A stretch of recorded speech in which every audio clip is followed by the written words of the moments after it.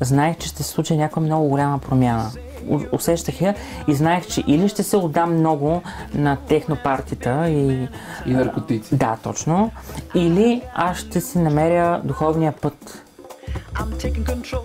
Истината е, че най-големият ми проблем, който винаги съм имал и според мен ме отдалечава от Бог, бяха тези влечения към момчетата.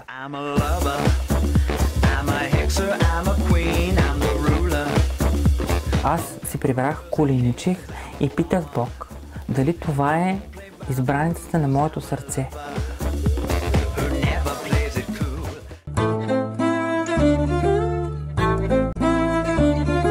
Само подкови ли правиш? Значи като хванем шипове за огради, за парапети, ковано желязо. Дела да опиташ да видя дали мога да държиш тази машапка.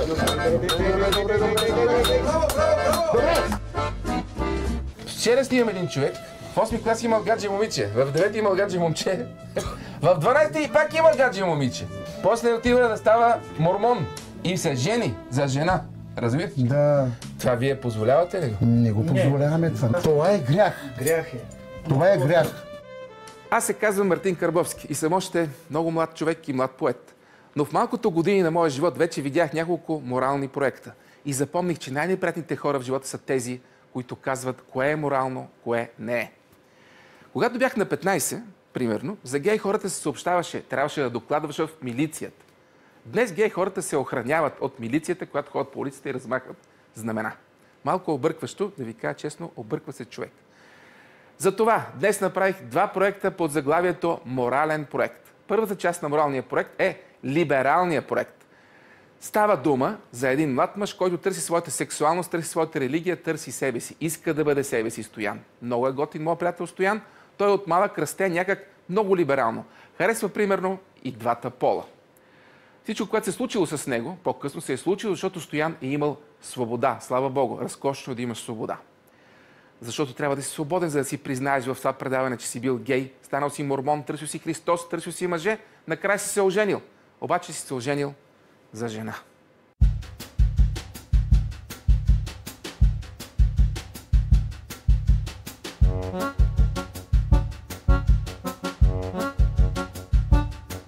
В моя план пише: бях гей, станах мормон и се ожених. Това ли е кратката история?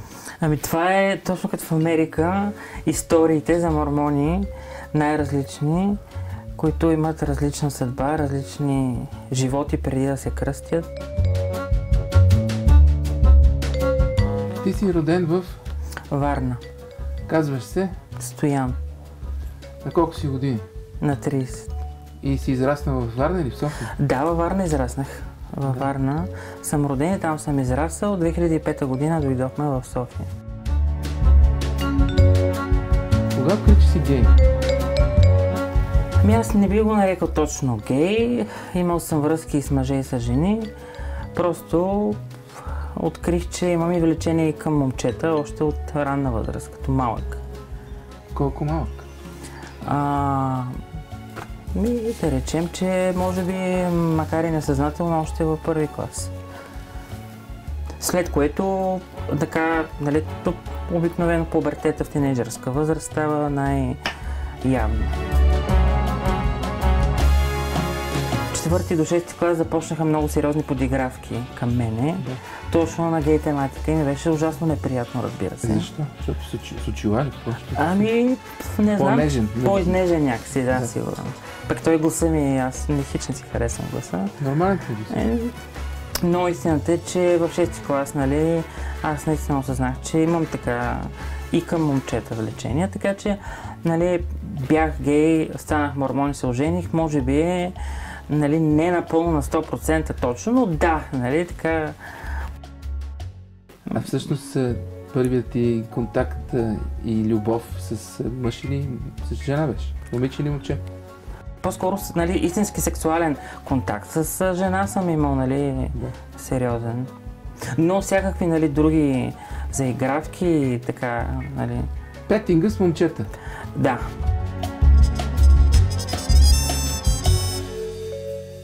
Значи имах сериозна любов към момче, която беше в 9-ти клас някъде. Първо започнах с момиче във връзка, много сериозна, защото бях поласкан, че тя се влюби в мен. Разбрах от нейната най-добра приятелка, че ме харесва и аз си бях поласкал от това и развихме отношения и бяхме във връзка. Супер, много добре сте тръгнали неща. Нали? Да. Обаче, сега ще ти разкажа нещо много интересно. Случи се във влак. Пътувах от Варна за Враца и нали, с кушет, не, спален вагон. Да. И просто едно от момчетата дойде, нали, при мен. Съученик? И може да се каже, да. Или по-голям? Една година по-голям и просто си говорихме, как да кажа, може би го нарекал изпадам в изкушение, нали. Не знам дали звучи добре, дали е така. Горе-долу така се почувствах. И през главата ми просто беше точно както се казва, нали, преди да умреш, че ти минава живота на кадър, всичко, което се е случило. Вълнение това е. Адски силно вълнение, защото аз осъзнавах, че целият ми живот ще се промени коренно, ако аз прекрача границата. То беше голяма драма, не мога да отрека. Разкажи ми. Нали, в 8-ми клас, 8-9 клас, всичко това големи бури се случват, нали, хормонални бури. И хормонални, но и нали, в главата ми започват всякакви такива притеснения, нали, защо имам такива влечения и имах късмет, защото в Общински детски комплекс Варна имаше и група за психолози там да се събират езика на тялото, скрития смисъл на думи. Късмета да общуваш с психолози, които аз не харесвам? Аз много харесвам психолози, аз съм завършил психология. И? Според мен много помагат. Те те ориентираха, че си гей. Често казано, да. Не, че така са ме ориентирали, помогнаха ми да премина през всякакви драми, през които минават. Психолозите не те насочват за нищо, а те те подкрепят в колебанията ти.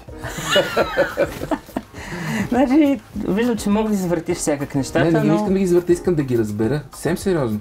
Защото смятам, че има две школи, че едното е, защото така се родил, а другото, защото е привнесено. Аз и до сега не знам. И не мога да ти отговоря на този въпрос. И не ме вълнува. Но все пак свободата дойде с разговора с хора, нали така? С психолозите. Да, определено. Значи ти в 9-ти клас имаш си гадже момиченце, обаче го зарязваш заради гадже момче. Да, може да се каже. И това гадже момче беше ужасно, защото аз се влюбих много и то беше една драма, той не искаше да се знае, пак аз не съм такъв човек, мразя да крия и нещо да лъжа другите и такова. И някакви такива... Ти си бил доста смел бе, човек. Да, абсолютно. Нямах никакъв проблем с това през цялото време в гимназията.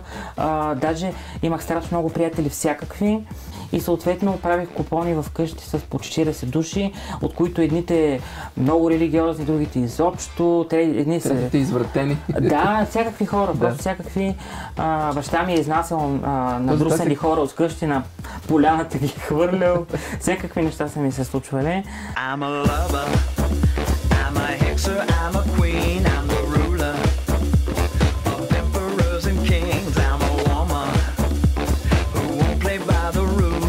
Истината е, че аз наистина така бях много свободомислещ и исках да експериментирам. А родителите?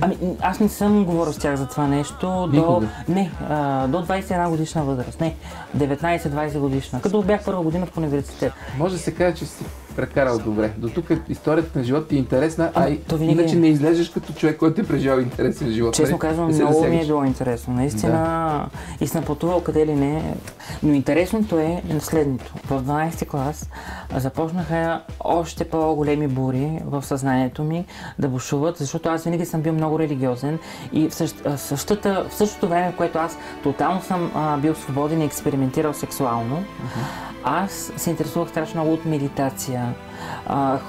Във Варна съм ходил и съм проучвал секти, ама буквално.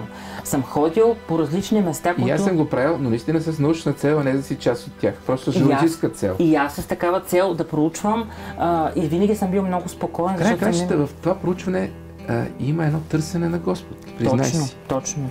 I can feel the presence of God occupying my intentions.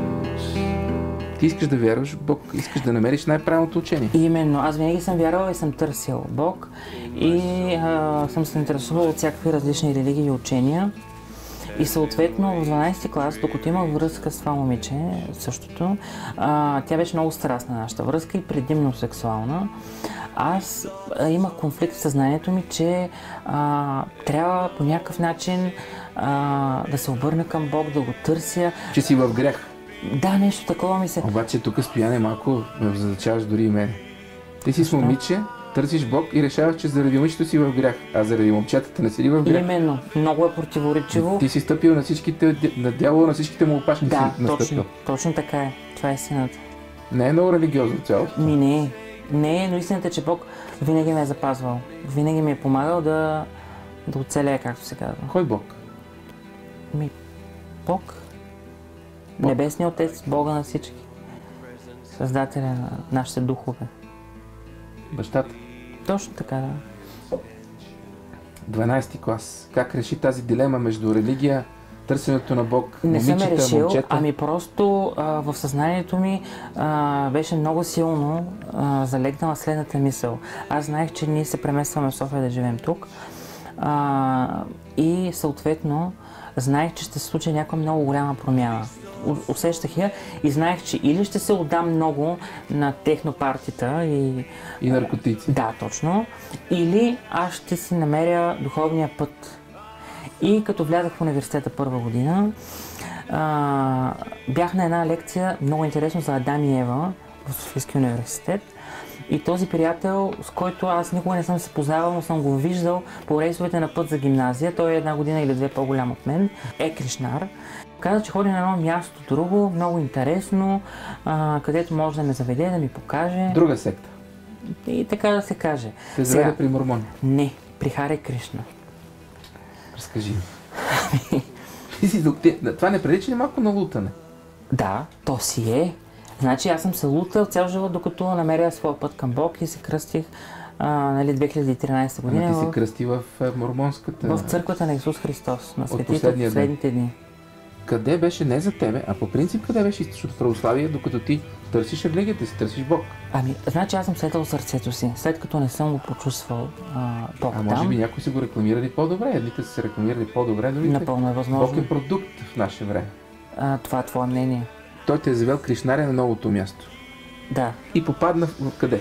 В Международното общество за Кришна съзнание. Така. Където лека по лека аз станах Кришнар. И се занимавах с Харе Кришна 4 години и то много сериозно.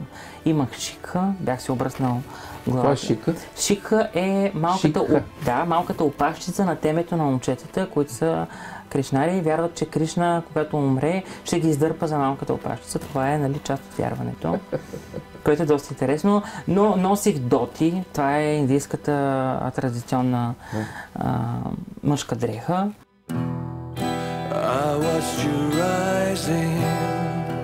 Станах много отдаден, защото аз винаги съм искал да се отдам на Бог по някакъв начин, да го намеря истински в живота си. И мислих, че това е пътя. И го чувствах с цялото си сърце.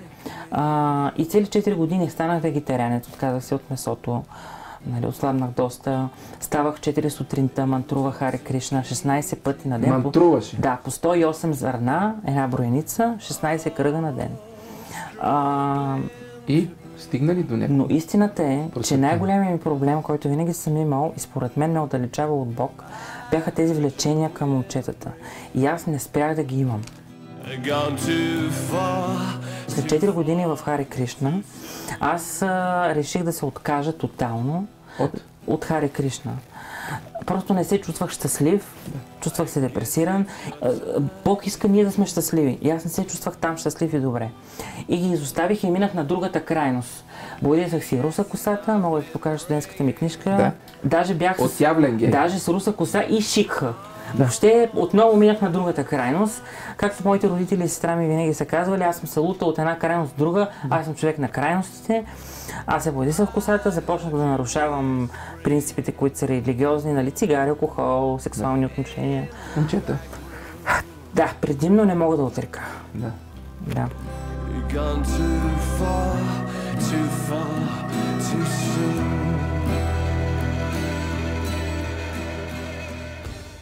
Трябва да знаете, че свободата, всяка свобода, предполага и малко лутане. Предполага и да загубиш себе си в гората на живота. Нашия герой Стоян се лута между желанието да докосва мъже, вярата на Кришна, Христос, църквата на светците от последния ден, няколко приятелки, няколко момичета, които сами по себе си сигурно са били красиви като цяла една религия. Но Стоян е усещал, че живее в грях. Това е малко особено, защото либералният проект днес се препоръчва от всички. Обаче лутането за Стоян свършва. След рекламите той намира Бог и се жени за жена, което ми се струва доста консервативно, направо скучно, но и скуката е част от свободата.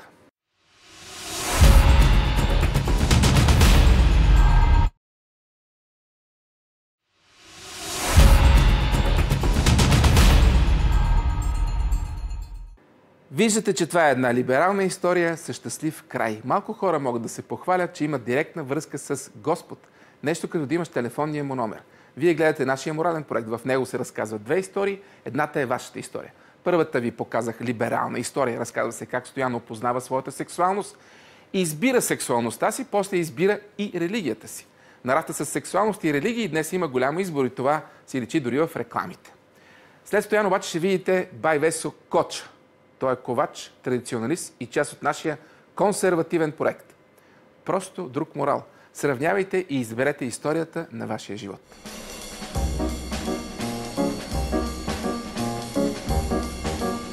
Когато вече си зарязал Кришна, виждаш две момчета с костюми ходят по НДК. Подлеза на Софийския университет. Да. Колко чувства? Ами, че искам да отида и да говоря с тях. Ама да ги сваляш ли? Не. Просто да се шегувам с тях, да има приказка. Да флиртуваш. Може би, да. И какво? Те викат, ние сме от църквата на светите от последния ден. Не, нищо не са ми казали.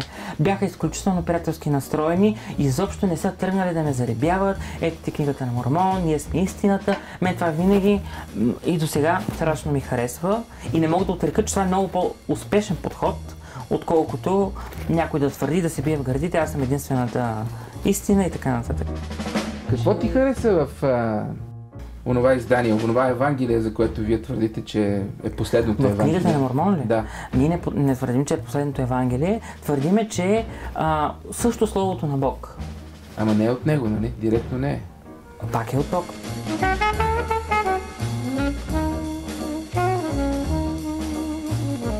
Значи, срещнах двете момчета и нищо. Нито са ме заребявали, както очаквах, нито нищо. След което аз си продължавам, нали, живота, който беше, нали, пиех бира, сексуални отношения, свобода и така нататък.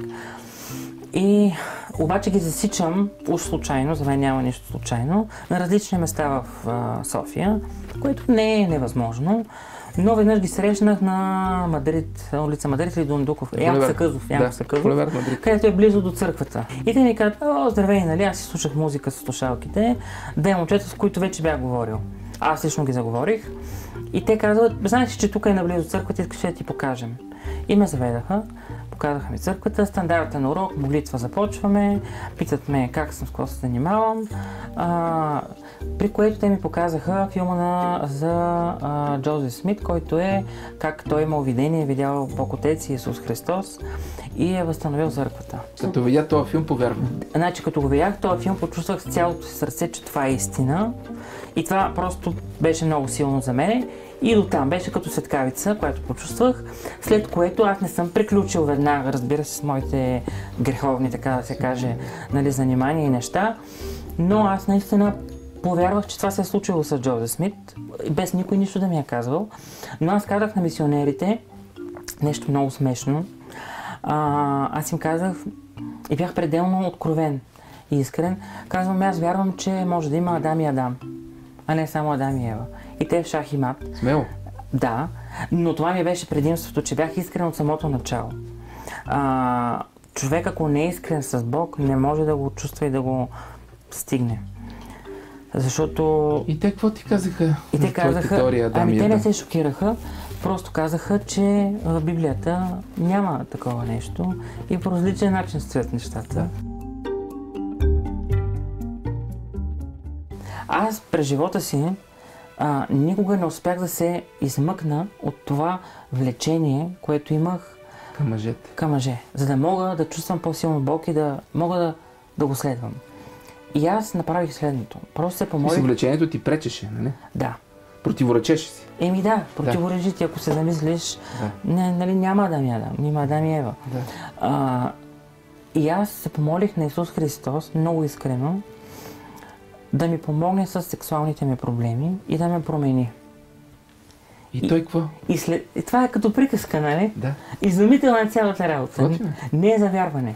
Обаче истината е, че след 3 дена аз просто както е така си ходя на работа и се усещам, че Не си гей. ами не, че не съм, ами че имам влечение вече, някак се усещам, че и към момичетата ми допадат някакви неща, черти. Пак ще кажа алелуя и не се подигравам. Представи си, че аз примерно мога да съм агностик и да атеист, нали Да. така? В един момент аз мога да ти повярвам, защото ти от вярата си реши да влезеш прав път. Ама знаеш ли, че наистина, това беше 2011 година края, не, 2012 година края и колегите ми, един огромен набор от хора, които аз познавам много хора, те също се шокираха, както и аз. И не ми вярваха. Че си почна да харесваш жени. Да, че се е случила промяна с мен. И това беше... Само, че аз съм, нали, съмняващия се човек. Да знам.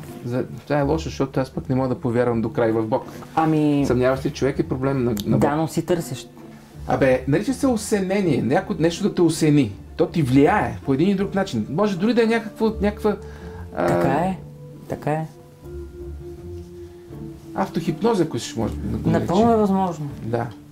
Но променят нещата. Но това, което аз почувствах, беше заради, аз си го обяснявам, това с което християнството се отличава от всяка една друга религия. Е свободния избор.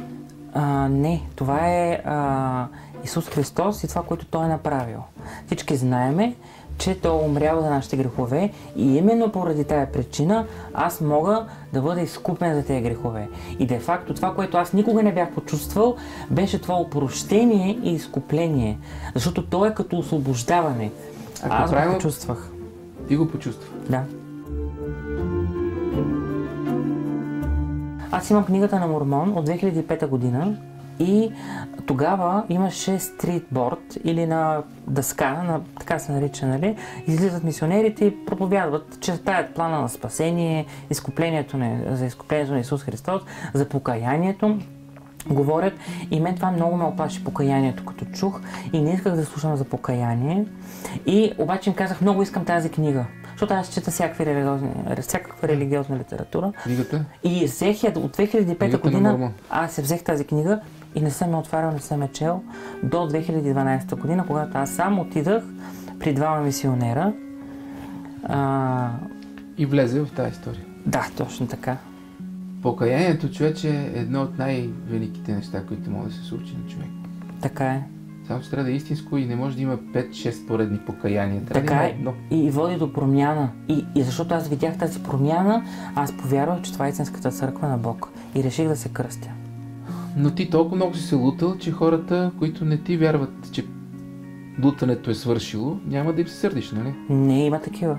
Аз съм такъв. Аз не вярвам, че твоето лутане още е свършило. Имам и една приятелка, която същото мисли и постоянно ми казва, представи си, че ти се развеждаш, че пак започваш с мъже да имаш връзки. Да. И аз си казвам, не е изключено, но до степента, в която аз укрепвам моята вяра в Бог и в Исус Христос, това не може да се случи.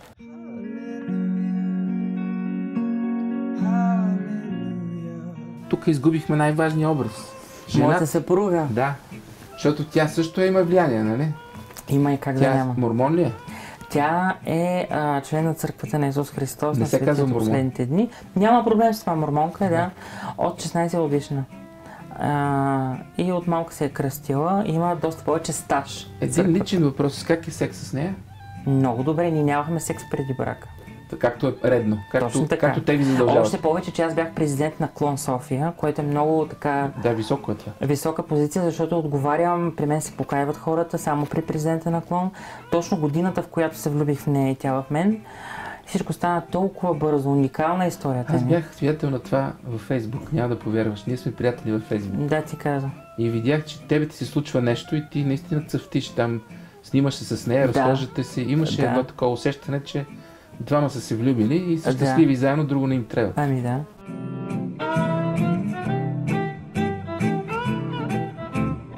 Тя е мормонка. Да. По-голяма от теб, по-малка? 3 месеца ни е разликата. Тя ли те направи мормон? Не. Дали си стана мормон пак заради секса? Защото с нея секс е хубав, защото искаш да се ожениш. Ами да. Ама тя не ме е направила... И това. И това помогна. Да. И това беше живото чудо. Сега защо я няма тук? Да не сте се разделили? Не. За щастие не. Ние минаваме през всякакви етапи. Ние не сме се познавали много, но сега сме много добре. Тя е студентка, учи в Англия. И всъщност е английски гражданин. И в момента е студентка там и просто трябва да си завърши. Липсва ли ти? Много, да. Какво й казваш? Кажи нещо хубаво. Искам да й кажа, че съм и много благодарен за всичко, което е направила и прави за мен. И че много обичам и съм щастлив, че ще бъдем цяла вечност заедно. Защото това е разликата при мормоните. Мормоните имат вечен брак в храма, който сключихме и ние. А тя знае ли, че ти си бил гей? Казах и да, и даже много ревах и се чувствах ужасно, защото аз не се гордея с това. Считам, че греховете на човек не са нещо, с което да се гордее и много се притеснявах, но за да може човек да има истински духовен брак и отношения с някого, трябва да е напълно искрен, както аз бях в началото с мисионерите и с Бог. Ти трябва да й кажеш, защото иначе ние ще й кажем. И аз съм й казал, тя знае и каза, че това е било нещо, което е било в моето минало и тя ме харесва и обича такъв, какъвто съм сега. Какво каза милата? Това каза. Харесвам те какъвто си. Сега. Тебе те обичат жените, това е интересно. Ние с тебе не сме първи обувци, нали? Разбираш ми плантата. Абсолютно си прав и това исках да ти кажа, че от първи до 6 клас има голям комплекс, че не ме харесват много даже. Ама тя била влюбена по това момиче, дето казваш. Първо. Да. После пак се влюбва в тебе. Да. После пак минаваш на лъже. После пак се влюбва в тебе жена. И тя те спасява всъщност. Така е. Колкото Бог, толкова и тя е. Тя е негово оръжие. Абсолютно точно, много си прав.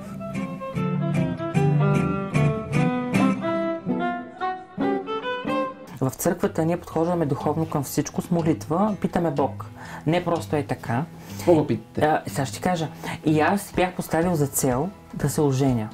И много исках. И се молих на Бог. Постех 2 пъти в месеца, по 24 часа без храна и вода.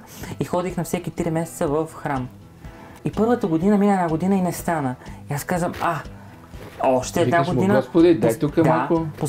Поставях ултиматум, казах, още една трябва да стане. Обаче истината е, че ние подхождаме духовно към всичко и аз се молих и питах Бог, когато харесвам някоя момиче, дали е за мен.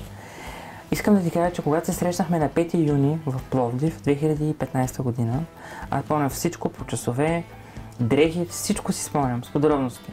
Аз си прибрах при братовчетка ми тя в Пловдив. Това да не беше оговорен брак заради мормонската църква? Не, това си казвам. Аз си прибрах, коленичих и питах Бог дали това е избраницата на моето сърце. Още същия ден. И той? И почувствах почувствах същото нещо, което почувствах, когато питах Бог дали трябва да се кръстя в църквата на Исус Христос, на светиите от последните дни. Това е разликата между твоята религия и моята. Вие винаги му искате нещо. Да.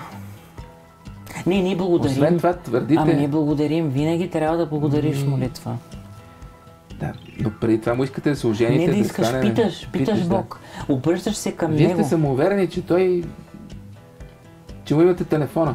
Че е на ваша страна. Ние го имаме. Молитвата е телефон. Това е връзката с Бог. Когато ти се молиш, ти си във връзка с Бог. Да, това е така. Аз малко давам лоши метафори, такива по-модерни. Но... виж, че ти отговарям реално. Но вие... Молитвата е телефон. Точно. Исус Христос прави чудеса според вярата на човек. Там по вашите правила нямаше ли възможност за още една съпруга? Не. Значи имало е многобрачие в началото на историята на църквата. Това не те ли притеснява? Не. Значи, че изгледах в YouTube всички странни и страшни клипчета. Една религия, която е само на 100 години и се променя толкова често. То е многоженство, то е не. ту намерили скрижали, ту не. Пак ти казвам, че този театър изглежда малко в повече. Но това е твоята религия, не искам да се засягаш. Дори си мисля, че ако всички българи бяха мормони, тази страна ще да е градинска леха, защото те работят. Ами така е. Хората в тази църква живеят според вярата си или поне се опитват. И това е закон на Бог. Мормоните са повече социална организация, колкото религиозна. И в това отношение аз много ги харесвам. Виж, може... Повече социална, повече едва не като държавна, защото те са много по-добре организирани от държави като нашата, пример. Така е. Много е добра организацията, е страхотна и това ме впечатли и ми хареса много, защото аз считам себе си за интелигентен човек, задавах много въпроси за организацията, за структурата, за управлението, за и ти с радост даваш твоите 10%. С най-голяма радост. Дори още, отгоре. Да, аз още преди да се кръстя, винаги съм вярвал в Бог и този принцип съм го усещал за дарението и десятъка. Принципа на Христосовата комуна, тя е пациент на ранното християнство. Your own personal Jesus. Какво ти казва Бог? Какво ти говори? Бог говори чрез чувства и чрез Святия Дух. И дявола говори чрез чувства и усещания. Ами не лъжа. Нали, тези влечения... Как правиш разлика? Кое е Бог, кое е дявол? По принцип, всяко нещо, което е добро, е от Бог. И в този смисъл има много хора, които дори не са религиозни. Да, правят божествени неща. Правят добро. Точно. Само, че ние сме изгубили точно това, заради което се лутаме. Не знаеме кое е добро и не знаеме кое е зло и ги обърках. Така е.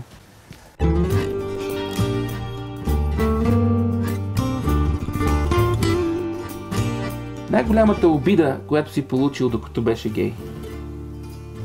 Ами аз съм имал инцидент, нали? В Борисовата градина имаше по едно време една агитка, която даже уби едно момче. Имаше такъв, да. И мисля, че същата тази агитка, преди да се приключи с нейните истории, бях жертва на нея. Най-голямата обида като мормон? Обида като мормон? Лошо отношение пак. Честно казвам, аз рядко съм срещал такова. Да. Защото аз самия съм трудно уязвим, като бидейки открит и честен. Ти си силен с вярата си, така.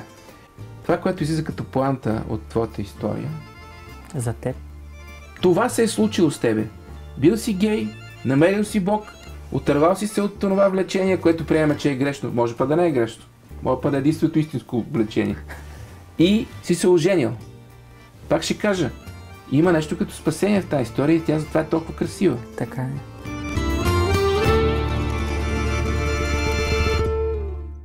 Гледате нашия морален проект. До тук първата му част се казваше либерална част. Човекът бил гей, лутал се, намерил Господ, оженил се, сега има истинска жена, не е за вярване.